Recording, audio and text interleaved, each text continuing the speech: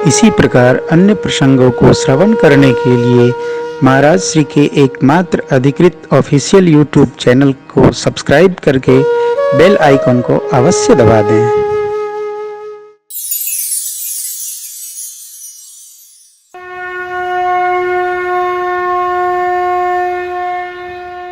लक्ष्मण जी ने समझाया, कहा भगवान नर चरित्र कर रहे हैं, भगवान को कोई दुख नहीं होता, सुख नहीं होता, ये नर लीला हो रही है, दर्शन करिए और आनंदित रहिए। आहा, मोह दूर हुआ।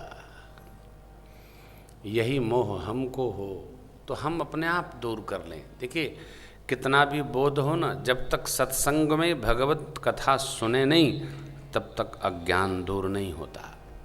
बिनु सत्संग विवेक न होई, और यह सत्संग राम कृपा बिनु सुलभ है न। हमको आपको सुलभ है। इस सत्संग का प्रभाव भक्तराज केवट पर पड़ा जो रात्रि में सेवा में थे, और ऐसा प्रभाव पड़ा भगवान जब द्वार पर केवट के तट पर, गंगा जी के तट पर पहुँचे हैं मेरे प्रभु, सुमंत्र जी को विदा किए बरबस बरियाई से, और जब सरकार पहुँचे हैं तो भगवान के मांगने पर भी केवट ने केवल 3 बात कही। ये चौपाई दर्शन करिए।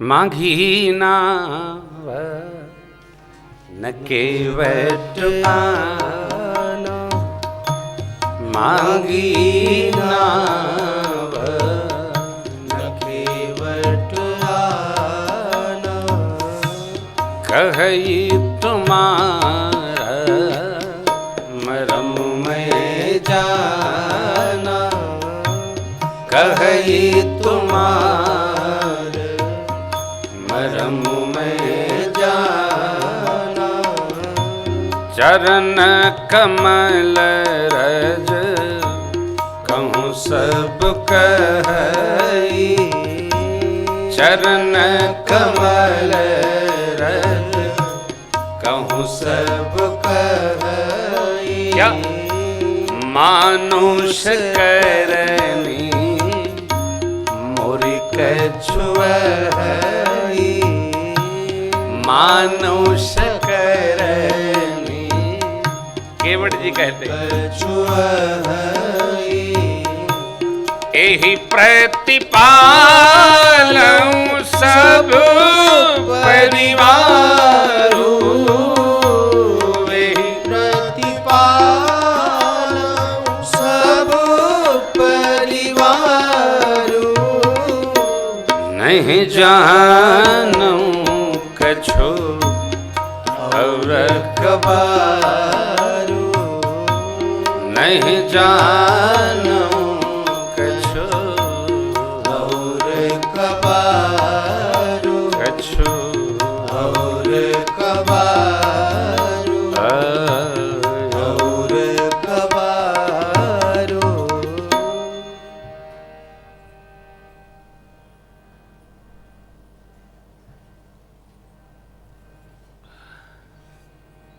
जगदीश खड़े हैं गंगा जी के तट पर, मेरे महाराज के मित्र हैं, भक्त की निष्ठा भगवान की।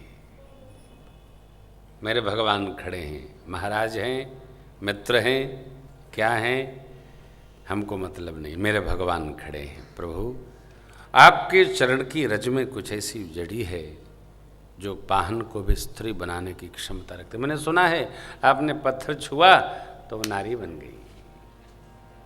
कितनी सरल बात है। देखिए भगवान को बहुत कठिन बात समझ में नहीं आती। भगवान का स्वभाव बड़ा सरल है, सीधा है, सहज है, खटपट समझ में नहीं आता ठाकुर को। कहते हैं ना, निर्मल मन जन सो मोहि पावा पावा। तो जैसे भगवान निर्मल हैं वैसे हम भी निर्मल रहेंगे, हम भी पा जाएंगे। केवट जी कितने निर्मल हैं। सुना है कि पत्थर को छुआ अपने तो स्त्री बन गया, पत्थर स्त्री बन गया। मेरी नाव, ओ बाबा जी ने कवितावली में सबसे अधिक केवट प्रसंग ही लिखा है। सभी ग्रंथों में केवट जी की चर्चा है। जल खा रहा है।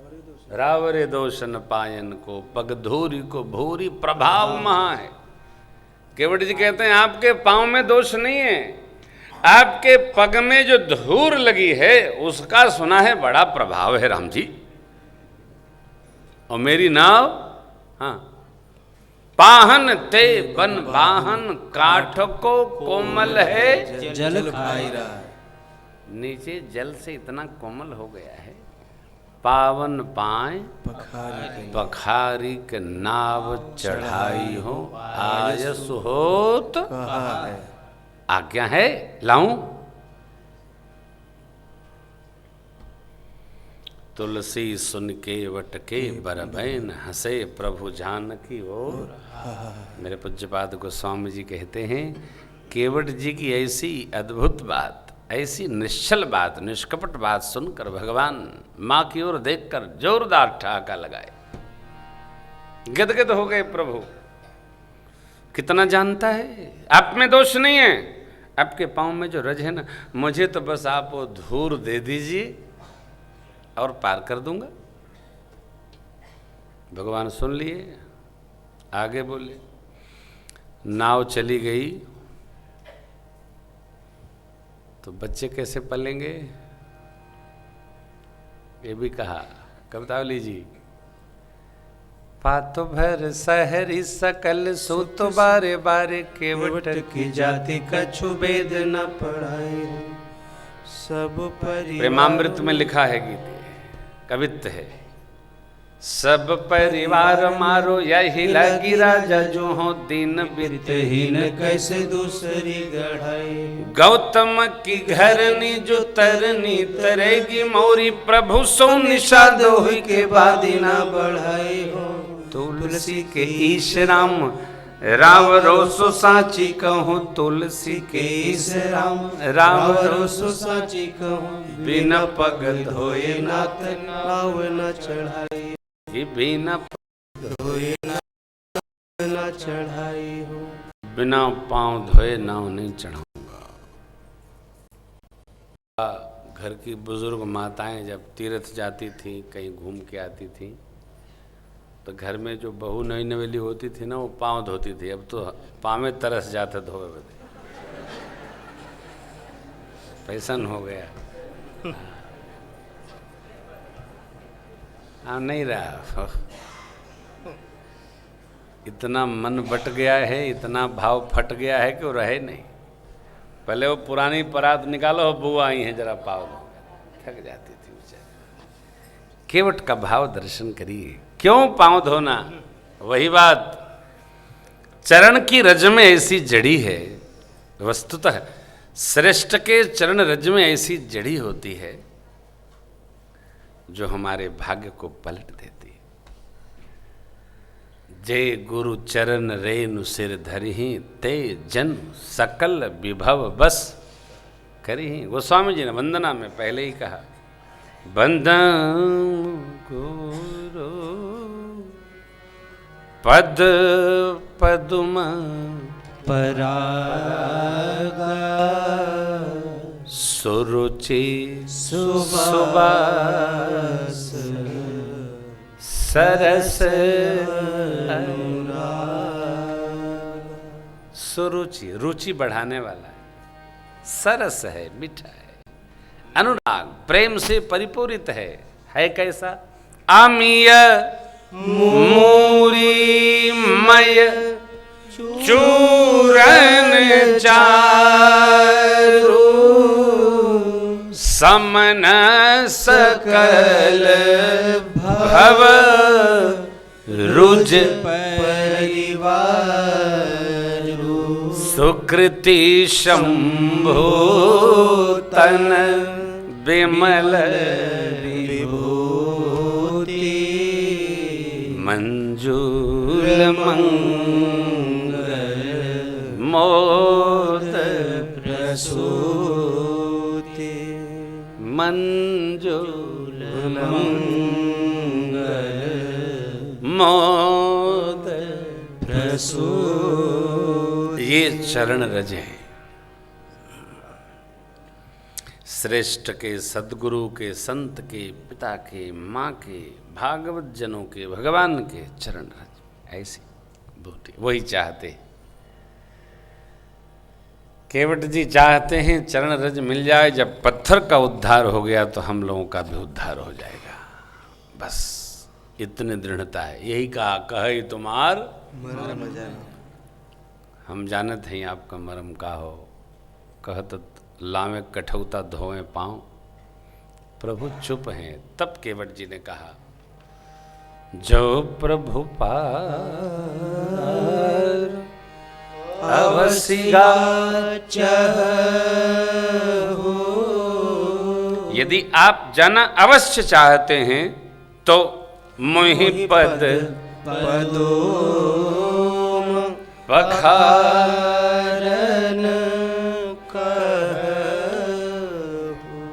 आप जाना न चाहें तो कोई बात नहीं। अयोध्या जी से तो बाहर आई गए हैं आप, यहाँ 14 साल आनंद होगा। हाँ, अरे भाई अयोध्या में नहीं रहना, वन में रहना, तो वन में तो आप आ ही गए हैं। वनवास मने अपना जो सिवान है उससे बाहर, देश से बाहर निकलिए, तो वो अयोध्या है, अब ये श्रृंगवेरपुर, यहाँ के राजा तो हमारे भील राजा हैं, तो कोई बात नहीं। ये कहा, जो प्रभु पार अवसिगा, यदि आप अवश्य पार जाना चाहते हैं तो मुहि पद पदुम बखार कहो। भगवान न बोले। तब केवट जी को लगा, देखो भैया, जो जहाँ रहता है वो वहीं की कल्पना करता है। केवट जी को लगा जैसे हमारे घर में कुछ नहीं है, लगता इन्हों के पास कुछ नहीं है। उदासीन महात्मा है। पहले अपने देश में ट्रेन में, बस में साधु महात्मा स्वरूप हो किसी का ना, तिलक चंदन लगा हो, तो टीटी और वो टिकट वकट नहीं मांगते थे। अब तो पहले, सबसे पहले हम ही लोगों से मांगते हैं। हाँ, पहले टिकट नहीं लगता था। बाबा नारायण, कहाँ जाए? काशी जा रहे महाराज। अच्छा, काहे? उसका भी कारण है। अब हम लोग जो भजन करने वाले लोग हैं, तो जो बिना टिकट चलने वाले हैं वो इसलिए लगा लेते हैं कि चलो हमारो बिना टिकट में चल जाएगा। तो सब जानते हैं कि ये बना हुआ है, इसलिए पहले पूछे थे टिकट है नहीं महाराज। बड़ी विचित्र स्थिति है साहब। पहले केवट जी, देखिए ये मैंने आपको केवट के भाव से कहा। केवट जी के भाव में कितनी बढ़िया बात। अरे हमारे वो राघवाचार्य जी के नाना की घटना सुना रहे थे ना कथा में। हमारे मित्र हैं, उनके नाना जी स्वतंत्रता संग्राम सेनानी हैं, तो वो एसी से नीचे टिकट नहीं चाहिए उनका, एसी में ही चलते हैं वो। एक बार एसी में घुसे तो किसी ने कहा, टीटी साहब ने कि इसमें नहीं, पीछे जाओ। कहा मारब जब बैठी। अब वो घुसे तो फिर वो स्वतंत्रता संग्राम सेनानी का उनका पास, एक आदमी फ्री, और चला, कपड़ा वपड़ा पहनते नहीं, तो ऐसे रहते थे वो। तो बड़ा माफ़ी वाफ़ी मांगा। क्यों? वही कह रहे थे कि जैसे देखे महात्मा है तुरंत टिकट टिकट।